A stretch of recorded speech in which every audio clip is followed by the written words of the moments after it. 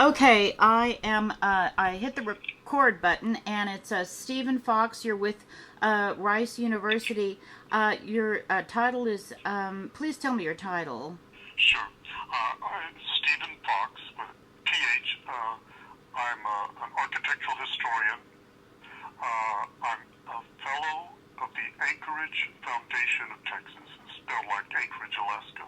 Oh, I'm also a lecturer in architecture at both Rice University and the University of Houston. wow, wonderful. Must be such an interesting field. It is. What does architecture sort of represent to people? It is art in a way, isn't it? Yes, I think architecture embodies many disciplines. It's art, it's engineering, it's construction, planning. Um, so it managed to kind of covers all of the life Yeah. endeavors that buildings house. Yeah, something magnificent, and also the size of architecture, I think, helps make it so impressive. It's not small; it's big. Well, it can be big or small, and certainly the architecture of the New Brutalism, which was the architectural movement embodied by the Institute of Texas Cultures, favored monumentality and bigness. Hmm. Um, what are you going to be discussing at your lecture on Thursday? Well, I was asked to talk about concrete and architecture. The title of the lecture, which the San Antonio chapter of the American Institute of Architects and the uh, Conservation Society of San Antonio settled on, was the love of concrete. So I've tried to um, make a talk that will uh, describe the history of concrete and architecture in Texas, its history in modern architecture, and then how these two strands sort of coalesced in the architecture of the New Brutalism, which was this architectural movement within modern architecture that began in Europe in the 1950s and then sort of made itself felt in American architecture in the 1960s and 70s. Right. And brutalism, of course, has a certain connotation, I suppose, to Yes. someone hearing the word brutal. But what does it actually mean in architectural circles? Well, within architectural circles, it again speaks to buildings of the 1960s and 1970s that are often very assertive in their scale and profiling. Um, they often seek to impress you with their sense of massiveness and monumentality. And so in my lecture, I will kind of talk about why those attributes sort of came about, how they developed historically, and again, sort of leading then to the expression of these attributes in individual buildings, such as the Institute of Texas Cultures. Are there many examples, or as a specialist in this field, in this area of architecture, are you worried that some of these buildings are going down? Maybe they're not so pleasing to today's people. I don't know. Well, probably the biggest problem that architecture of the New Brutalism has is the name Brutalism, Mm-hmm. which began in the early 1950s almost as a joke in England, and it was then sort of in the mid 1950s sort of associated indelibly with this type of architecture, which had its origins in the work of a French architect. So in the kind of European context, is already kind of complex because the English gave a name to this architectural movement started by the Parisian architect Le Corbusier, Oh yeah. who, and then it came to the U.S. At the end of the 1950s, but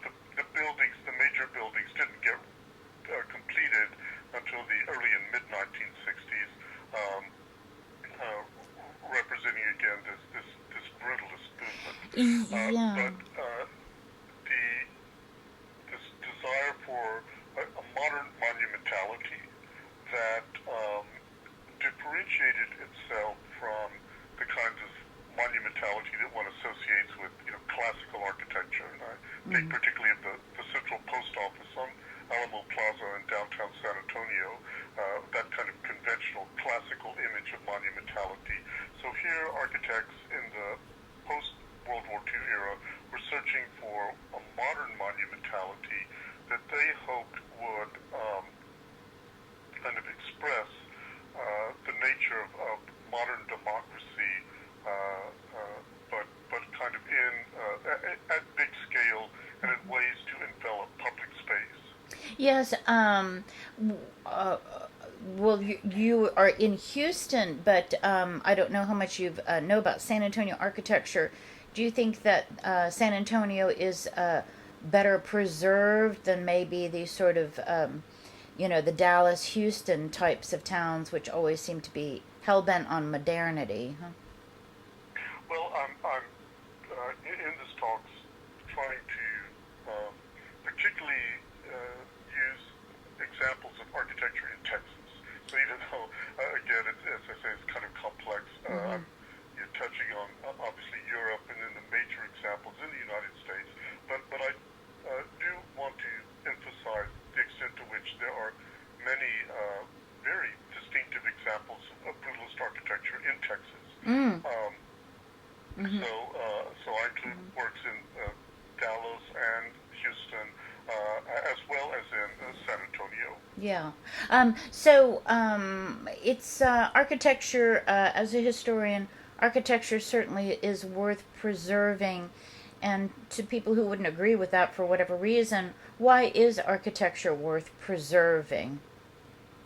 Well, I think, for me, San Antonio is such a marvelous answer to that question, because what makes San Antonio such a special city, and especially in Texas, is that you can simultaneously experience so many layers of its richness, and they're materialized in the buildings and the spaces, and, I think particularly of Alamo Plaza, where you have the 18th century represented by the remnants of the mission, Mm-hmm.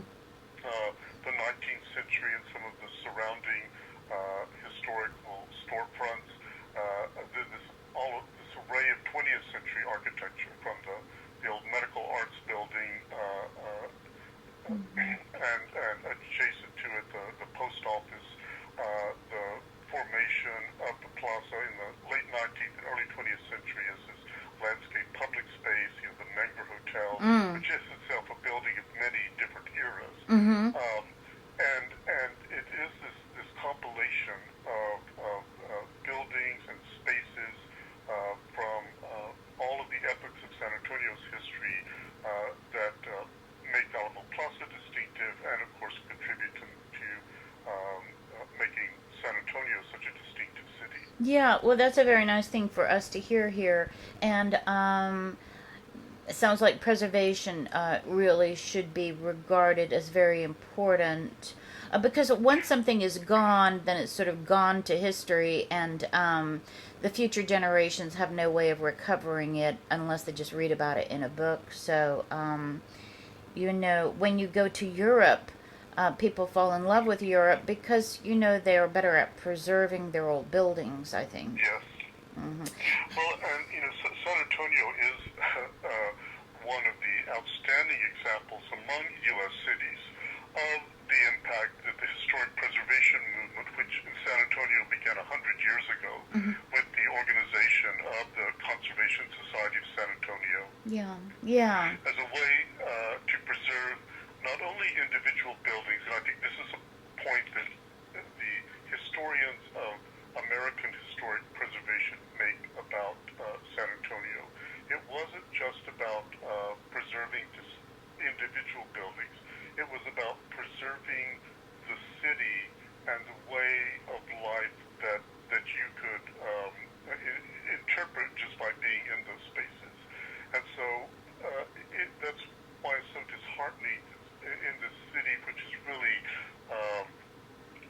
built its reputation and identity upon making available to people this whole range of historical experiences and Yeah. cultural experiences, why it's so disheartening and demoralizing to see cultural institutions such as the University of Texas, San Antonio, demolishing its own historical monuments, and especially in this case when it was a building dedicated to the preservation and interpretation of Texan history. That it's very discouraging again when the kind of conservators of local history don't know or respect their own history. Yeah, no, I understand exactly what you're saying. This is off the record. I'm not going to write this part, but I was at a writer's dinner last night, and a couple of lawyers were there, and she worked for the state of Texas, and she said, it's very difficult to go up against UT. She said UT is a massive powerhouse, like trying to go up against UC or something, and she said that that's almost an impossible fight to win. But I understand your point that the very people like UT who do have the money and intelligence to preserve should not go around knocking things down. So I understand that. But I hope that your speech. Do you hope that people listening to your talk will incur a new sensitivity to the buildings around them and the history they represent? Well, yeah, that's always Yeah. as an architectural historian, Right. involved with issues of preservation. Yeah. That if people have a better understanding of the historical context of these buildings, rather than just seeing them in isolation, and I must say that the last time I went to the Institute of Texan Cultures in 2008, I was kind of shocked at how underfunded it was, so how obviously underfunded the institution was. Yes. So this has obviously been a problem now for not just years but decades. Yes. But one keeps hoping that if people have a better understanding of these historical phenomena, they will also have a sense of how these individual buildings kind of fit into these bigger historical patterns. Yes, it was that way. You're right. I never thought about it that way. I would go there and I would feel sort of it was dilapidated and not updated, and it was vast and empty, and it just seemed sort of a neglect. It was no showcase anymore, no showpiece. Yes, and as you say, that was very obvious. Yeah, you're right. You're right about that, and I always wondered about it. And I thought there was a lack of interest from the public, but they didn't do anything to really, dust off the old exhibits, and it's such a vast, gargantuan building. It would demand a lot. That from my perspective, that's a huge asset. Yeah. They already had that huge asset, and they didn't try to take advantage of it. Yeah, I don't know the square footage of it, but I've been in many times, and it was a massive space, yes. And my sadness is the fountain down below, the interesting Yes. geometry. I love that so much. Yes. And my assertion was that they got rid of it because if they left any sort of bit left, that would sort of signify their haste in getting rid of it quickly. It would sort of leave some guilt somehow behind, and because I thought it was a shame they took that out, and so. Well, I fear often that these people in power are so isolated that they, Yeah. so Yeah. you never even know if they went there or Right. if they have any sense of guilt whatsoever. Yes, that's right. And what's happened in San Antonio is the new president apparently may not even be from here. So what I've witnessed is all the newcomers coming in, and they don't have a care really about the town, and so they just sort of make it into their own. And also the problem could be that in 50 years it's all different new people, 50, Yeah. 75 years, and maybe maybe these people, the visionaries, have it right. I don't know, but it is sad to see for us here now. And so, any last comment you'd like to make? I hope the speech goes well. I'm going to try to attend. Oh, thank you. Yeah, who do you are architectural students, architecture students supposed to attend, or anyone with an interest in architecture? Well, I think anyone with an interest in architecture, and since it's co-sponsored by the San Antonio chapter of the American Institute of Architects, which is Oh, the yeah. architects' professional organization, as well as the Conservation Society, I think that's kind of casting a wide net. Yeah, yeah. Well, those would be really wonderful people to be addressing. So, and a very sympathetic crowd. So, well, I hope so. yes, I think so.